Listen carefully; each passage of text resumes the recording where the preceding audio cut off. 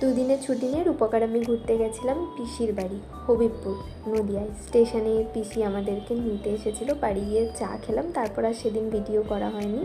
পরের দিন সকালে উঠে ব্রাশ হাতে নিয়ে বেরিয়ে গেছি রূপকার আমি রূপককে গ্রাম দেখাবো বলে।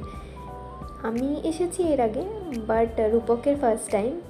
দেন কিছুক্ষণ ঘুরে আমরা বাড়ি ফিরে ব্রেকফাস্ট করলাম, অনেক কিছু করেছিল পিসি ব্রেকফাস্টে। তারপর আবার রূপকার আমি ঘুরতে বেরিয়েছিলাম। রূপকের জায়গাটা খুব ভালো লেগেছে, আর ভালো লাগার রিজনও আছে, চারিদিক সবুজ, ফুল ফলে পুরো ভর্তি গোটা গ্রাম।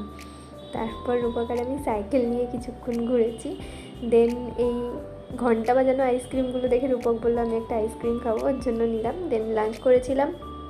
আজকে শনিবার ভেজ ছিল। সন্ধ্যাবেলায় পিসি আমাদেরকে বললো চল ইস্কন ঘুরিয়ে নিয়ে আসি, এটা হবিবপুরে খুব ফেমাস একটা ইস্কন। ভালো লাগলো। আমি হয়তো আগে এসেছিলাম বা আসিনি, আমার মনে নেই। দেন বাড়ি ফিরে গেছিলাম।